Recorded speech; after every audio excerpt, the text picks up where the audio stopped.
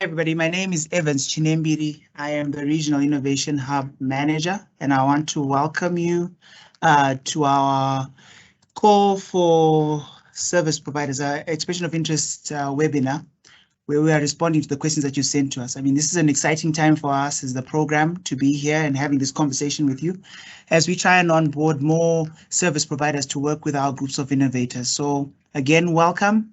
You'll hear from me and my team, and we'll get ready with going through our presentation. Okay, so just to check, can everybody see my screen? If thumbs up, if you can, just a quick thumbs up in the reaction, so we make sure that everybody's got sight of what's being beamed on the screen. Okay, cool. So we'll start the call with a little bit of housekeeping. Okay. In this webinar, you won't be able to talk during the call. Please use the chat box for any specific questions or any technical issues that you're facing. And then that's how we know what's going on and we can control the conversations.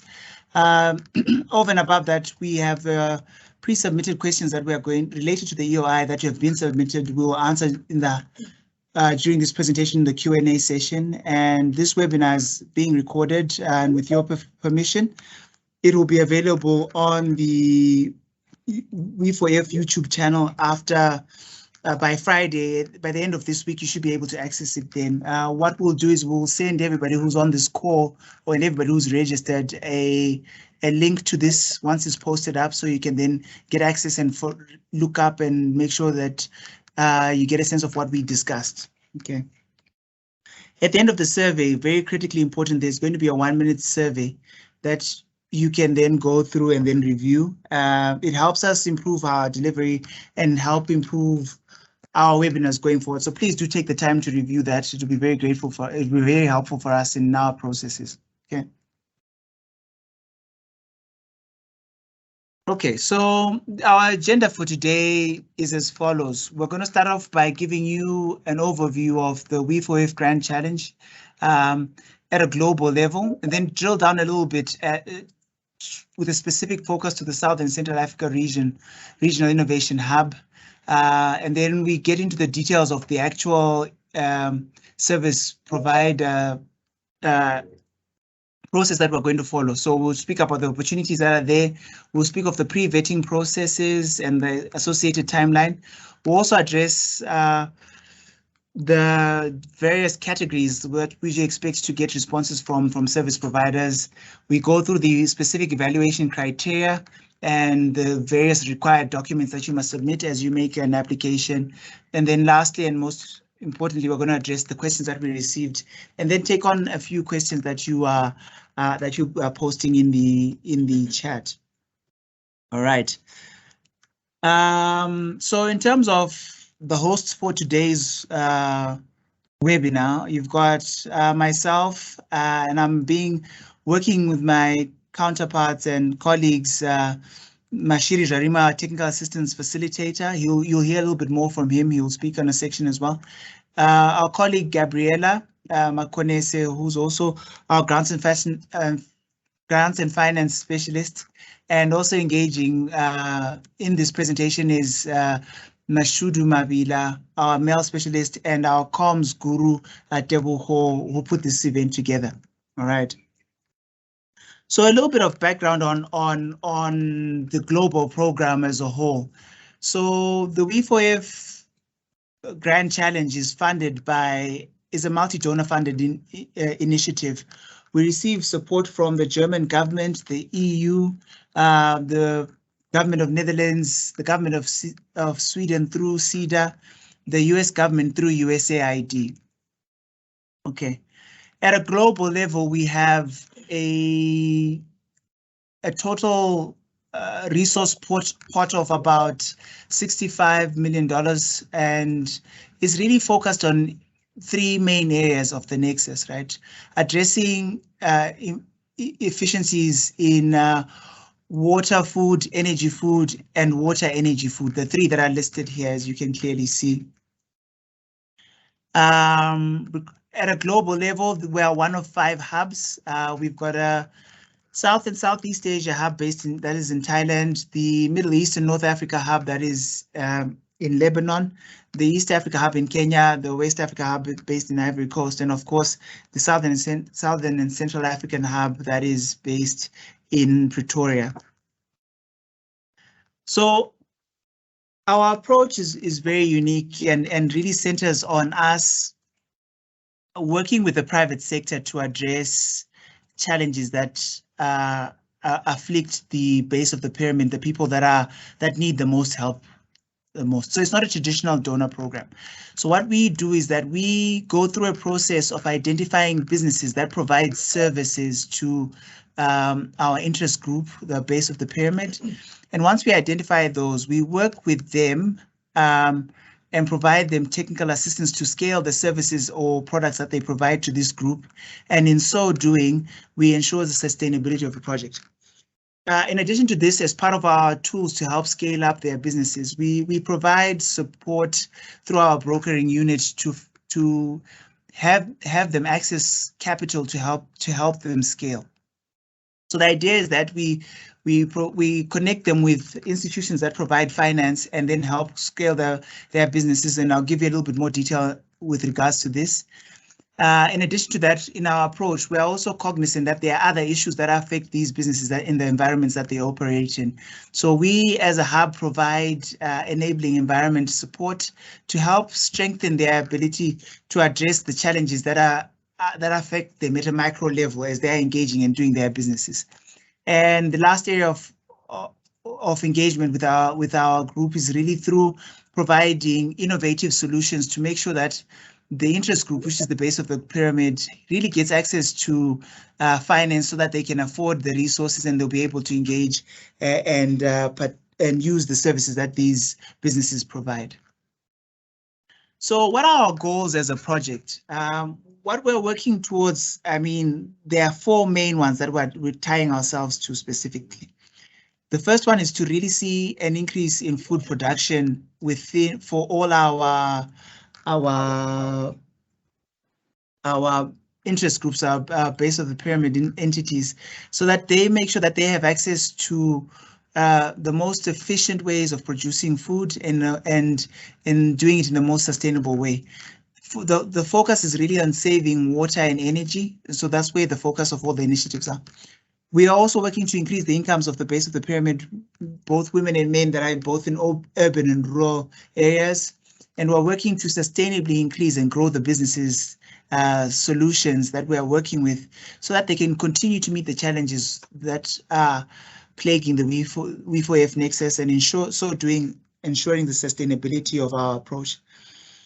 A key central theme through all the activities that we are carrying out is to ensure that we are promoting initiatives and innovations that advances the biodiversity, that advances sustainable use of natural resources, a holistic approach to the management of natural resources and maintenance of ecosystems in whether it's through the agricultural activities or whichever touch points that we interact with our base of the pyramid. One of the main objectives of the hub as a whole at the South and Central Hub specifically.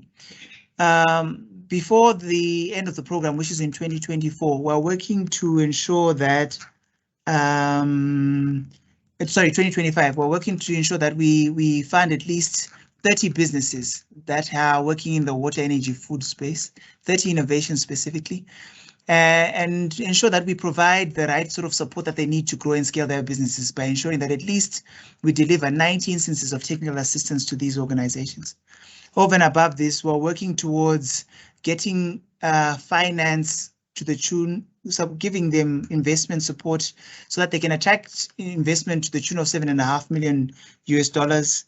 And we are working towards reaching a million smallholder farmers, at least 1 million smallholder farmers, and making sure that 25% of those are women farmers.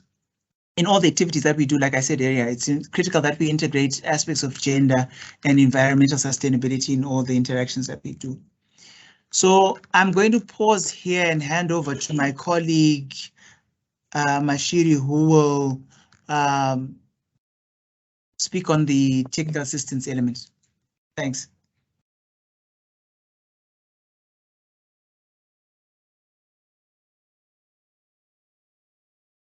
Yes, thank you very much, Evans. And once again, welcome everyone to this webinar. I hope you can hear me clearly. So I'm just going to take you through the next few slides that speak to what we call as a hub technical assistance, which we hope by virtue of you being here and showing interest, you will be able also to help us deliver that.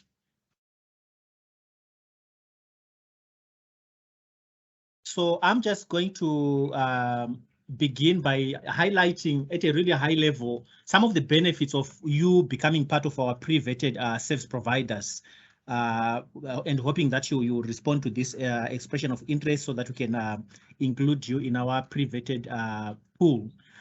First of all, you really get the opportunity to work with game-changing innovators from Southern and Central Africa within the water, energy, food nexus, and become part of a group or of a community that scales solutions and unlock opportunities across the region, and particularly our target countries.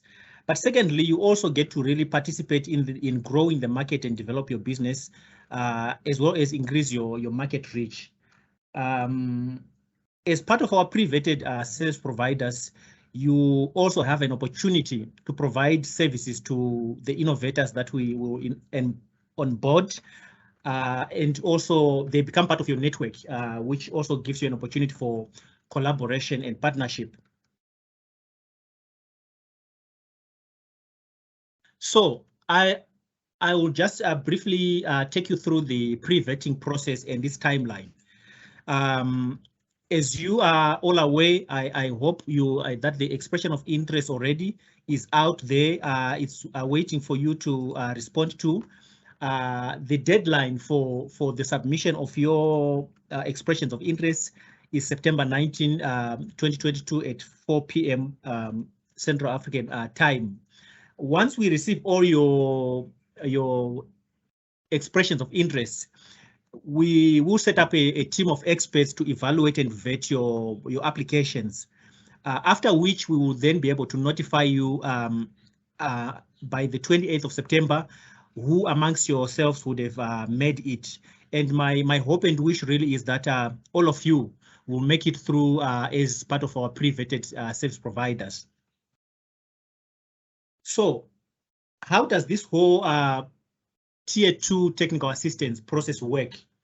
And by Tier 2, what it simply means is the services that they, the services that the hub will procure from people like yourselves to help our innovators to scale their businesses. That's what we call Tier 2 technical assistance.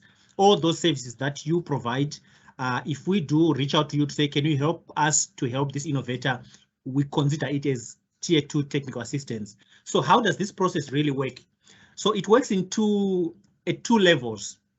The first level and the first step being the procurement process itself, which is already underway. As you are aware that the expression of interest is already out there.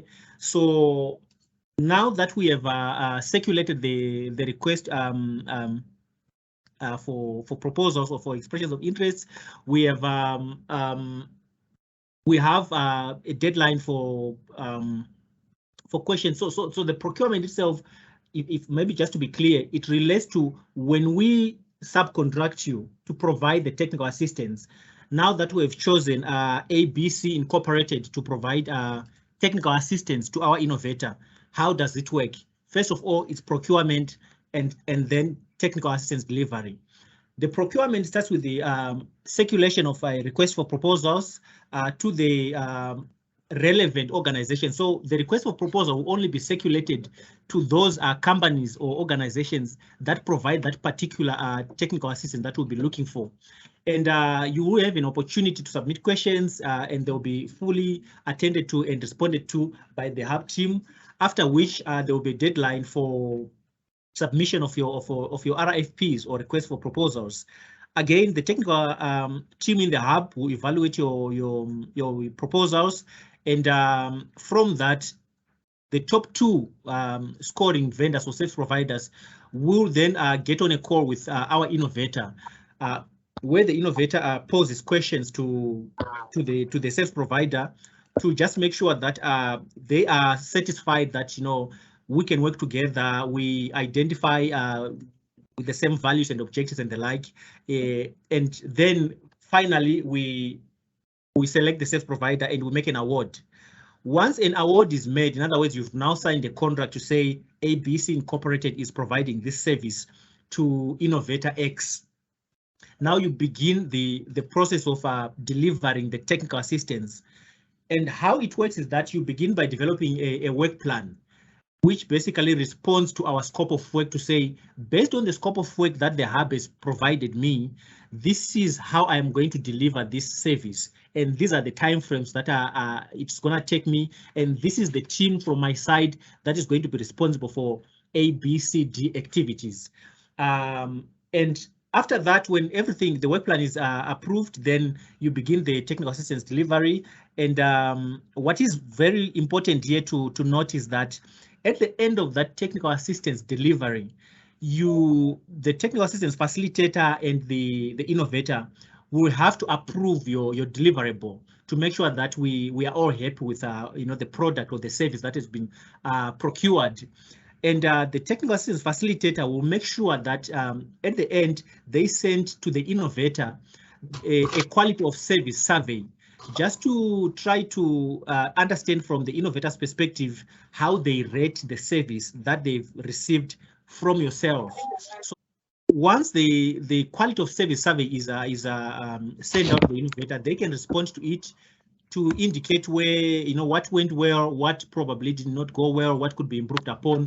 So it is very important for you as a service provider to always be aware when you're delivering technical assistance that at the end of this, the recipient of that service, who is the innovator, will be rating you in terms of the service you've provided.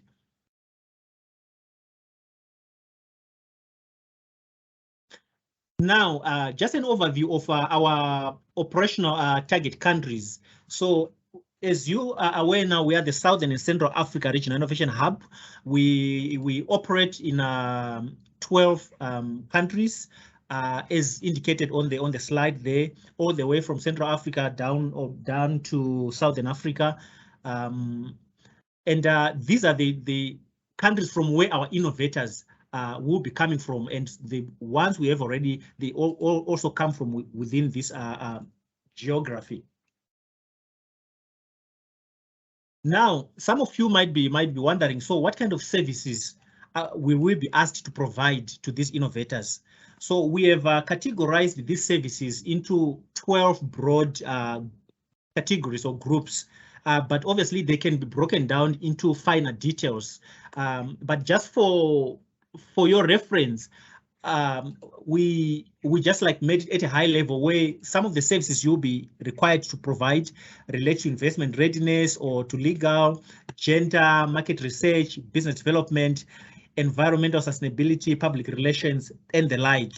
But like I said, these are broad categories, but you'll see that they can be broken down into finer details. So when you do respond to this expression of interest, make sure that you indicate all the categories that you can provide a service in. In other words, all the categories where you've got a technical expertise within your team to provide a service. Do make sure that you provide that clearly and back it up with evidence of past work that has been carried in that specific category.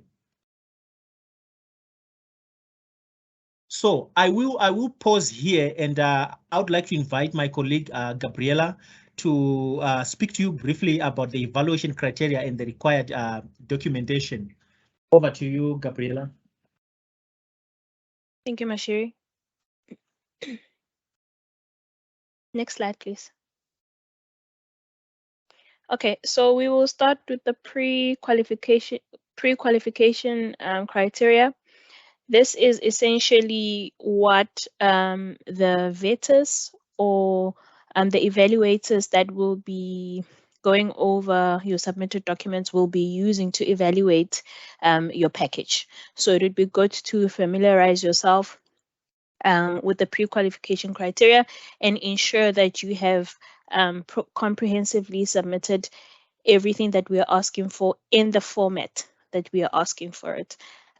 Just a tip here that this is not our first call for service providers. This is our second one. And this is essentially where most of the applicants from the first round sort of fumbled and needed to improve on. So I'll go over this section quite comprehensively so that everyone understands what it is that we're looking for. Yeah, okay, so I'll start with the first one. We go through the management capacity of the profiles, your technical capacity, and then we look at your past and illustrative performance, which is like your portfolio of evidence to show that for the technical assistance criteria that Mashiri just spoke about, that you have that experience, okay? So let's go over the first one, which is the management capacity and profiles. This one has a weight of 30. So here we are looking for your individual profile. This includes the key sectors of your current work and your services, geographically where you are currently working and operating, where your headquarters are, which year you were established, and so forth. And then we go on to look at your ability to manage and execute the technical assistance category that you have picked. So by this, we mean, so let's say, for example, you have indicated that you will be applying for this under marketing. And then maybe let's say the second one will be business development and the third one, legal. We need evidence to prove that you have indeed done work in this space within the period of the last 3 years, right? So that's not you as a person in the organization. That is the organization itself, right? So let's say your organization is called ABC. We are looking for proof that the organization ABC has had exposure to projects in legal, in business development, in marketing, not the individuals that work there who may be consultants. I hope I'm clear. And then we are looking at a demonstration of your experience. I think I've just touched on this a little bit. Okay, so we move on to the second section, which is your technical capacity. This one has a weight of 40. So we're looking at your level of clarity and detail of the team profiles. So here, this will be your team members' CVs. Are they perfectly aligned to what's the technical assistance categories that you have ticked? So again, to give an example, that would be like, let's say you've picked business development, marketing, legal, and so forth. Are the team profiles that you have submitted speaking towards these criteria? Does it look like your team members are able to execute the technical assistance categories you have picked? So already you can see that this process needs you to be quite it needs to be quite detailed, and you need to pay attention to a level of detail that we will be looking at, right? Because we do a vetting process, we do background checks as well, and this is basically where people fall through the cracks. Okay, so another area would be the level of clarity and detail of the services offered. I think I've gone over that in the previous section. So now we're moving on to the next section, which is the past and illustrative performance. This has a weight of 30%. So here we're looking at their track record in delivering similar services, right? We'd like you to highlight the key outcomes and efficiency in the delivery of the projects that you are referencing to. I would really advise you that you take your time on this one. I'm gonna elaborate a little bit on it in the next few slides, but take your time and really answer. You will have access to this recording, so come back to it and check that you've really ticked off everything as per this delivery today. So here we'd be looking at the name of the project, what the value was, and that's in US dollars. Just a brief description of what the project was about, where was the location, and the period of performance. So that's like 6 months, 1 year, 1 year, 8 months. So be very clear. And it would be good if you can also indicate what the technical assistance type was. So again, to refer back to our example, you would then indicate that this is either business development, marketing, legal, and the like. So you link it very much to what we've asked for. So next slide, please.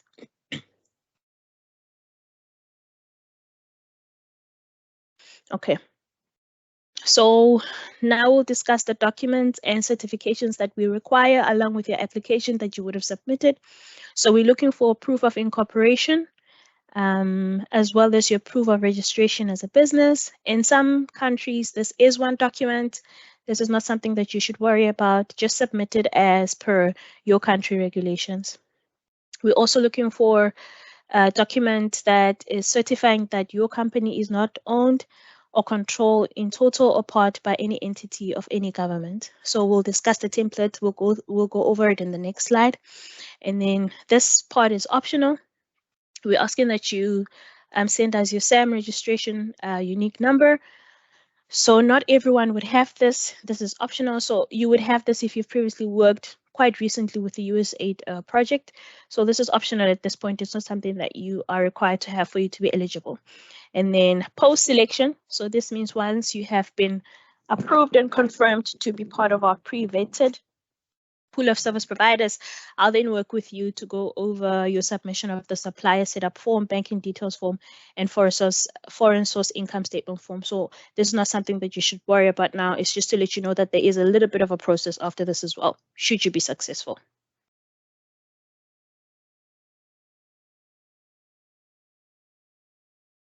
Okay, so this is the template that I was referring to. So you would just copy the text that you're seeing right now in the presentation. You just copy it and move it over to your company letterhead. You get it filled out, signed, stamped, and sent to us. That's all that's required with this document. Okay, now we'll go over some of your pre-submitted questions. We do anticipate that some of the questions that you're probably holding off right now, we will go over them. But if you see that there is no other, you have additional questions that we haven't gone through right now in this section, just pop them over in the chat. We have some late joiners, so just to let you know that please don't unmute your mic, just rather pop in your question in the chat function. So I will welcome my colleague Mashudu to help me. She'll read the questions, then I'll answer the question.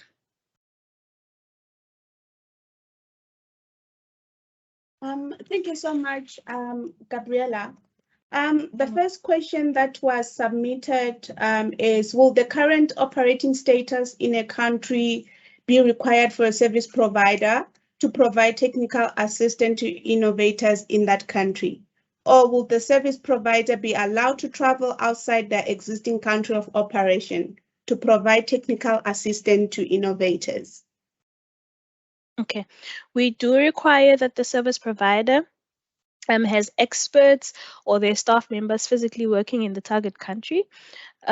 So this is specific only to the request for proposal, for example, that you would have received when you're part of the pre-vetted pool.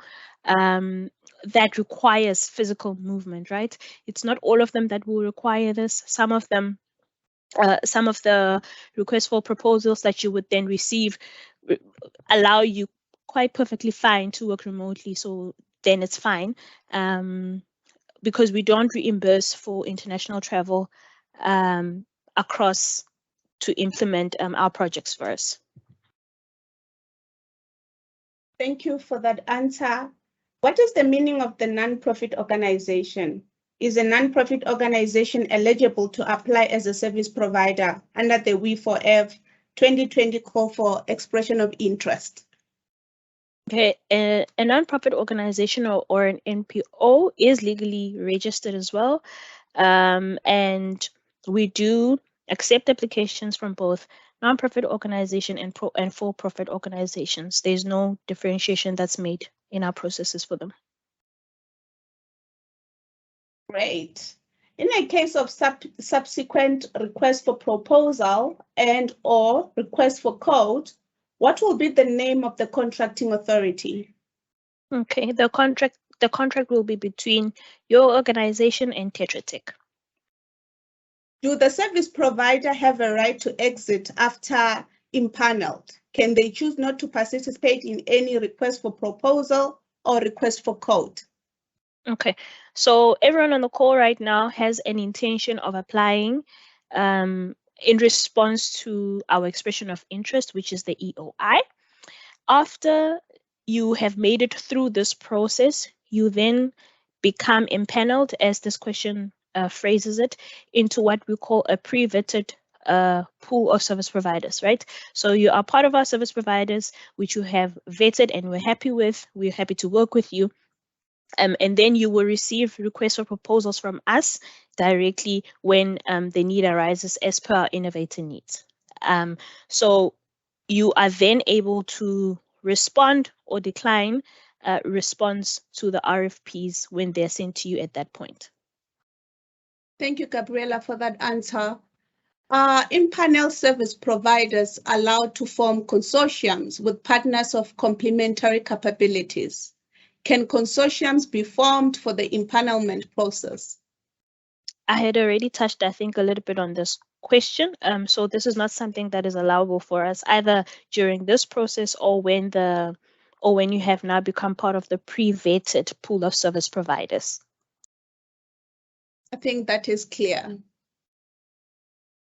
Does the application need to provide the details or example about the information and format which is required for an organization conflict of interest certificate and other certification required?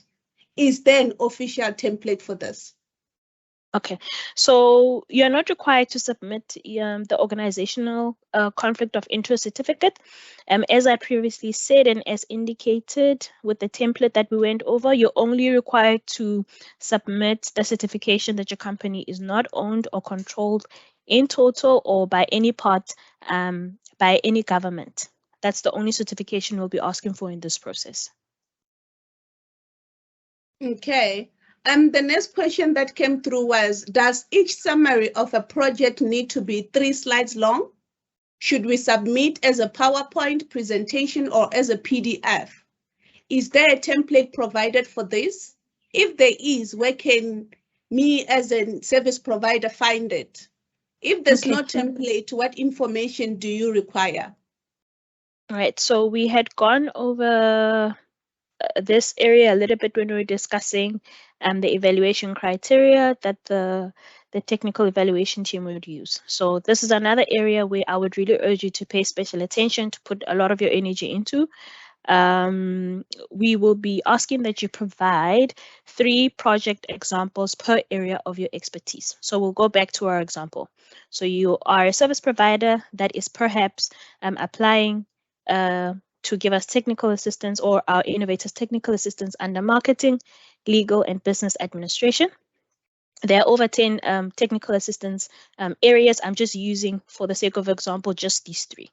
So you would then go under marketing, you will provide 3 project examples, right? And under business development, you will provide 3 project examples, and under legal, so at the end you would have provided in your PowerPoint presentation 9 project examples, right? So you can apply for just one technical assistance area if you feel that, or if this is what your organization is strong in, you can choose that, be it supply chain and the like. So then under supply chain, you would then give us 3 project examples from the past 3 years. We require that you send this to us either in PowerPoint presentation or in a PDF format. Both are allowed. So this is, a PowerPoint is nice and clean, it's short, and it doesn't take a lot of effort for you to put together. We ask here again, no, just one. Yes, so we ask, and this is a reiteration again from the slide. You put your name of the project value in USD, who the funder was, the location, the description of the project activities, the technical assistant type, the period of performance, and then again, your key achievements and your outcomes. Thanks. Thank you for that clarity, Gabriela. Can we upload additional documents in addition to what is enlisted in the call for expression of interest? Yes, we do allow additional documents to be uploaded, but just to let you know, the information that we're requiring is sufficient for us to assess your application. Got it. The expression of interest states that the service providers will be issued with separate requests for proposal for their respective TAs categories. Do the service providers have a limit in terms of the service category they can choose?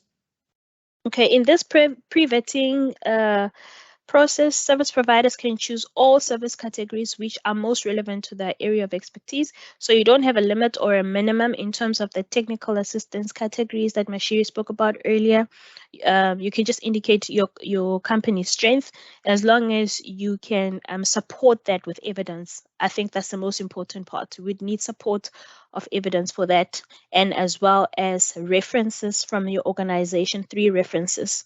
Thanks. Okay.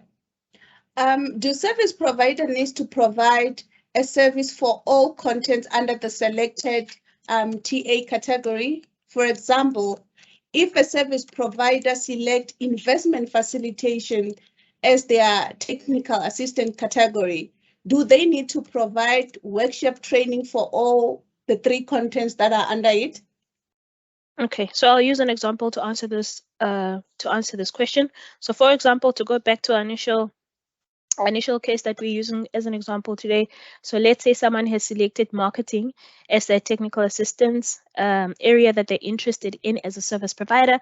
Under marketing, let's say you have marketing and communication as a sub to marketing. So that's what this is essentially what the question is.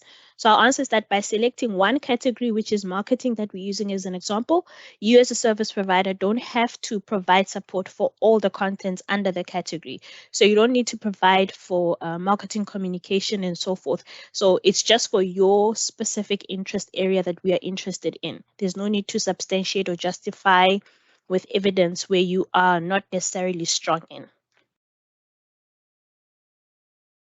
Thank you, Gabby.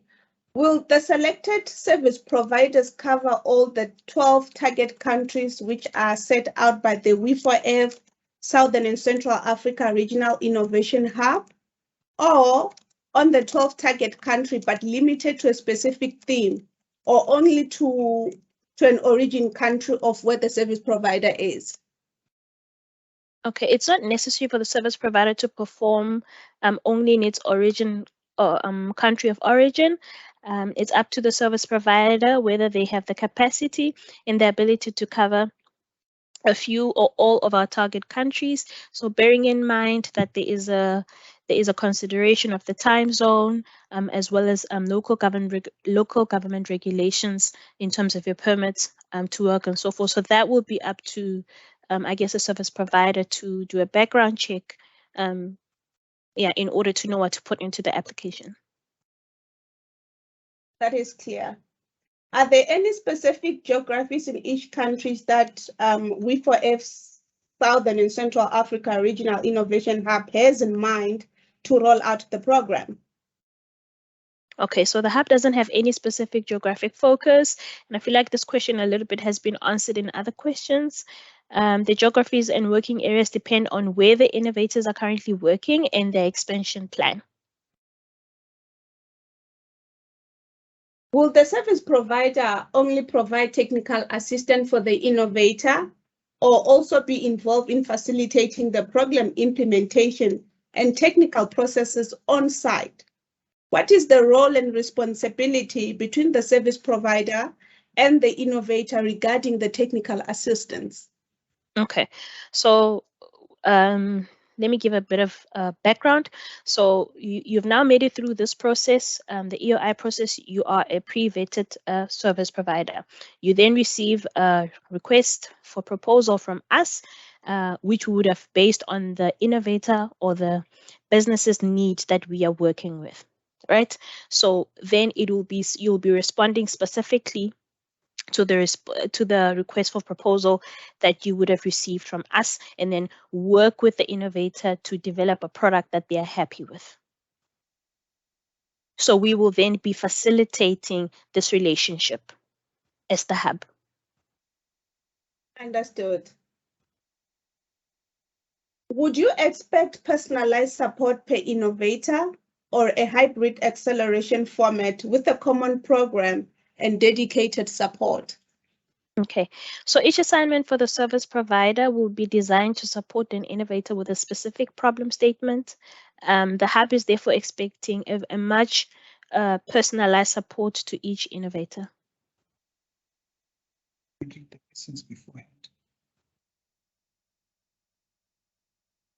Okay, so we'll go over some do's and don'ts.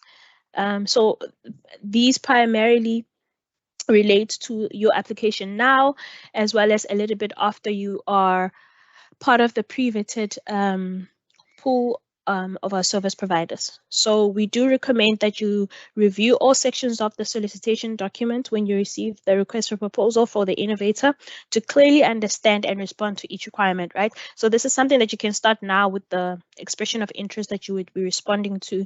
You need to illustrate, especially to the hub, the evaluators, that you are able to respond to all the sections that are indicated to you in the EOI, because you will then be replicating the same process when you are when you are a service provider to the innovator. So you need to illustrate that strength now. We also ask that you don't convert. I'll just wait for this pop-up too. Okay, we ask that you don't convert the PDF solicitation documents that you would have received into a Word document and just fill in the table. Instead, we advise you to complete the proposal in a separate document on your letterhead and fully address all the requirements. We ask that you also don't combine the technical and cost proposals into one document. Instead, submit two separate documents. But all of this is detailed in the information that we give you. It's not an expectation outside of the scope of the documents that we've given you. So don't wait until the last moment to ask questions or submit your proposal. If you have any questions, just send us a quick email, even if they come trickling in one by one, because you're working on a specific section today and another one tomorrow. It's better to just ask the questions as they come so that you can also work through your questions in the detail that we require to be in. So please also ensure that you submit early, because we will not be accepting any late applications.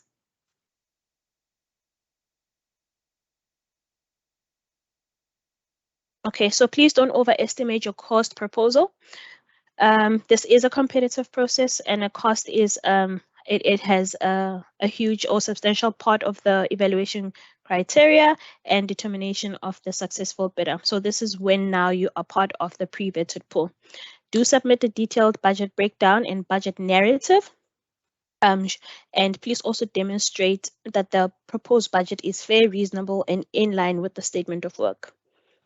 We ask that you refrain from contacting individuals at the hub separately, whether this is through LinkedIn or whether you know them personally. You are required to send all your questions and queries to the email that we've provided. Please don't miss any of the required information, as an incomplete submission may cause the disqualification of your proposal. I think I've been quite exhaustive in repeating the statement in different ways, that you should be you should pay attention and provide us with exhaustive details in your submission. Do use a clear subject line for each submission as instructed in the submission instructions of the request for proposal.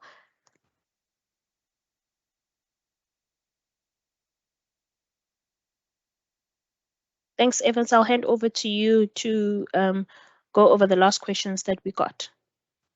Fantastic. Thanks for that presentation, Gabriela. So I'm just going to go through the questions that we received in the chat.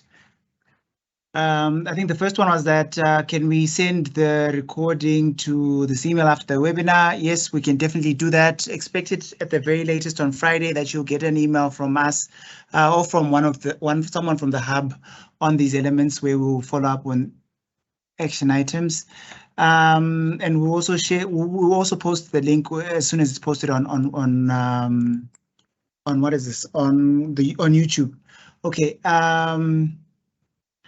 What about service providers? Zama asks, what about service providers that have previously participated in a similar process? Does one need to submit again the expression of interest? So the answer to that is that yes, Zama would need to reapply to be reconsidered. Only the service providers from the first EOI that were approved need not reapply. Okay. There's a question that says, would reference letters from previous clients add value to the evaluation? I think this goes to an element that was discussed in the presentation where we spoke to saying that you can add additional elements to the requested documents are sufficient, but if you feel you need to add additional elements, please go ahead and do so. That's something that we'll accept. Then Oswald asks, can one apply as an individual or just as entities? And the response to that, yes, we only prefer applications from, we only accept applications from businesses and registered entities, and we don't take applications from individual consultants. Okay. There is a question from Yusuf that says, on the one question of whether you can co-bid with other companies, I understand that this is not allowed. But what is allowed is to form agreements with other individual consultants and bid together. Please confirm. And then it goes on to say, I'm paraphrasing, this is like, also can multiple consultants fill in their experience for the 3 references per area required? All right. I can take this one, Evans. So okay, I can take this one. So we are not accepting applications from consultants, even consultants that have registered their organizations as per the requirements. And we understand that I think maybe you probably misunderstood that point. So the response that I gave was that we do not allow consultants to form a consortium for the basis of applying for or responding to this expression of interest, because then you would by virtue of doing that not actually have the portfolio of evidence that we need to say you have worked together as a team, as an organization, and give us all those 3 portfolio of evidences that we've asked for. It would not be possible. So yeah, so we are not accepting that at the moment. Also, can the multiple, can the multiple consultants fill in their experience for the references as per area required? Also, okay, I think I've also covered this response in my response prior. Thanks. Thanks, Gabriela. Okay, so Raphael asks, how many TA providers are going to be selected by TETRATEC for this call? The second question is, what is the anticipated budget range for the per RFP, RFQ? And the third question is, how many RFP, RFQs are per year anticipated? Mashiri, you want to take that one? Yes, thank you very much, Raphael. So your question, your first question about how many TA providers are going to be selected, as I indicated when I was giving my presentation, I would really wish that all of you here would make it through. So there is no cap on it. The more we get to approve, the better for us. So there is no limit as to how many service providers we want. We want as many as possible. And my wish is that we get all of you to be approved. On the second question of what is the anticipated budget range per RFP or RFQ? So this really depends on what service it is that we require. You can imagine how different it can be from the cost of making a website to the cost of doing some market research, to the cost of developing a business plan, to the cost of developing a mobile application. So the cost really will be determined by the particular service that will be required. So there is not particular figure to that. The figure will be determined by the type of service we want, as these services will vary, as you have seen from all those 12 categories. And your last question is how many RFPs or RFQs per year are anticipated? So again, we do issue RFPs or RFQs depending on the innovators' requests. So whatever the innovators request, that is what we issue as RFPs and RFQs. So this again depends on feedback, or on the request rather, that we'll be receiving from our innovators. If we get 20 requests from our innovators, then we issue 20 RFPs or RFQs. If we get 50 requests from our innovators across the 12 countries, then that's the number of RFQs or RFPs that we issue. So that, I think that what's important to note is that it's really determined by the requests or the demand, as if I can put it that way, from our innovators.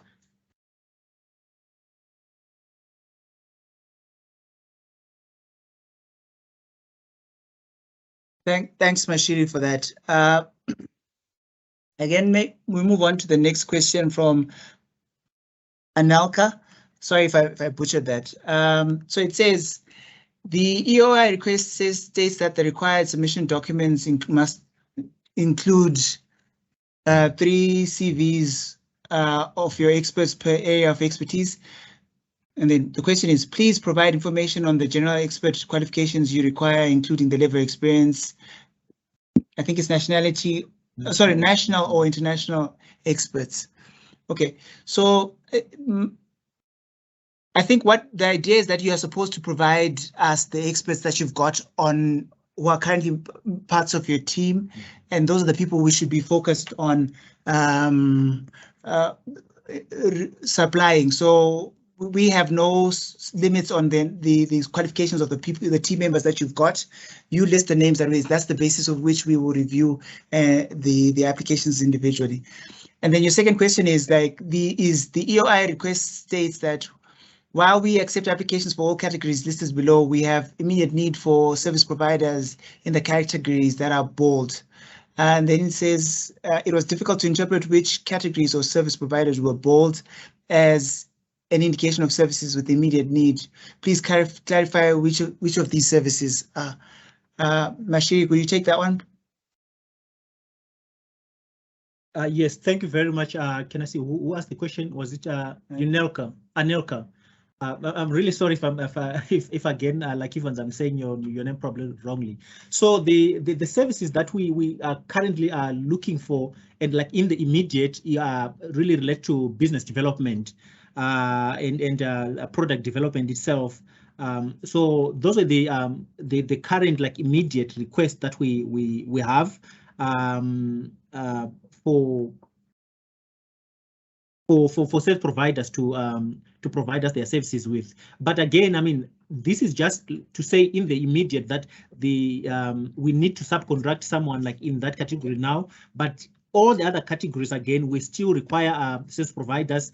As I said, innovators keep making requests, and when they make requests, we have to issue an RFQ. We might be having a webinar today, and then tomorrow, an innovator from Zambia wants a business plan, or they want a market research, a study, or market assessment, or any service really that's required. So to answer your question in short, it's business development and product development itself, but all the other categories are still very important to us.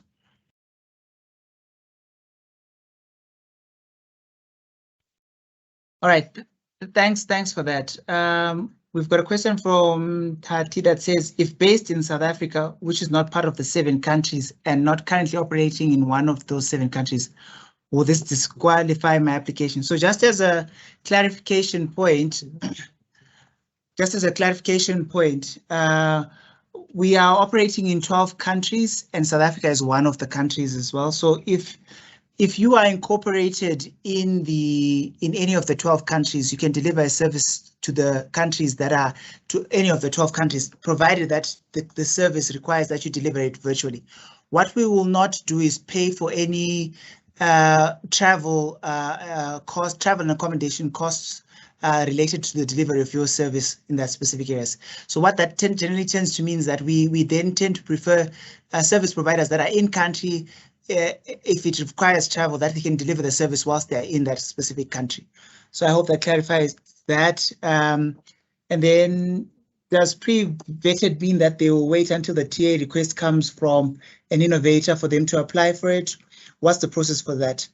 So Veryl, this is an excellent question. So what the pre-vetted means is that this process that we're going through now is to identify a pool of service providers that we can then, so think of it this way, it's reducing the open competition. So instead of us going to market and sending out a call for proposal to the whole world, we just do a call within the service providers in the smaller pool in the approved group. So this process we're going through now allows you to become pre-vetted. So once you're pre-vetted, as and when we need your services, we will call on you to then deliver those services. A group of you, a pool of you within that smaller pool to say, we've got this innovator that needs this kind of support. Can you come out and deliver this service for them on their behalf? So that's what the pre-vetted process is for. Hi, Okay. Evans. There's a missed question. Sorry. I just want to go up a bit. Sure. Which is? It's from Katilema from Mesh Map Consulting Group. Cool. Sure. All right. Let me. Thanks for I missed that one. Yeah. Will the number of TA categories applied for be cumulatively assessed during the vetting? For example, if a service provider's qualifications and experience are strong in marketing research but weak in marketing, but the application is made in both, will the overall vetting score be weighed down by marketing, or will the service provider will the service provider get more priority on their stronger categories? Gabby, you want to answer that one? Yeah, I do. Thanks for this question, and I would like to appreciate you actually considering the slide on the evaluation criteria, and the answer is yes. So we don't recommend that you apply in the areas that you are weak. It does have a direct implication on the evaluation criteria, and it's not quite helpful for you. So if you know that you are not strong in a category and you cannot evidence it, we suggest that you don't put that information in there, but you only apply for the areas where you have projects that you can illustrate to us and you can give references for. Thanks. Thanks, Gabby, for that. Another question from Katilima from the Mesh Map Consulting Group. Are the 30 innovators divided equally in all countries, or some countries have more innovators than others? So at present, we have 11 innovators, and they are predominantly from Zambia, Zimbabwe, South Africa, and the DRC. So those are the 4 countries that we're working on now, that we've got people who are ready to that have innovators in. So we are as we get more innovators, they're not evenly, we go where the innovators are, basically. So they're not evenly spread out across the 12 countries. I think I'll stop there. Yeah, that's all I can say about that. Okay, another question from Veryl. What is the current demand for technical assistance services? Mashi, will you answer that one? Yes, sure. Thank you very much, Veryl. So the demand is quite high, simply because for each innovator, for example, we will be providing maybe 3 or more technical assistance instances.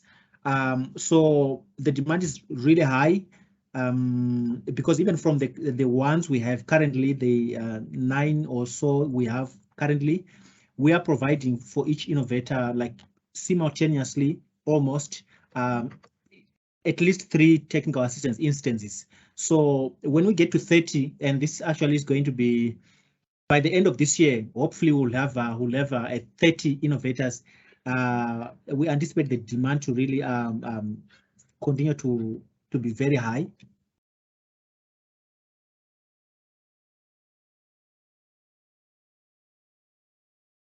Thanks, Mashi. I want to just double check if I didn't miss a question. I think I may have missed one. It was a 2-part question from Veryl. I think it was the one that was asking, does pre-vetted mean that they wait until TA request comes from the innovator for them to apply for it? I think I answered it. Sorry, it appears as though I answered that question. I did answer it. I just want to just double check. I don't see any further new questions. Wait, hang on. There's a question from Kudzai Mtero. Are innovators rural or urban based, particularly the Zimbabwean ones? So the Zimbabwe-based innovators are all in urban areas, but the people that they are working with, the people that they're delivering services to, are rural, mostly rural, and some of them are in the urban areas. So I hope that answers your question.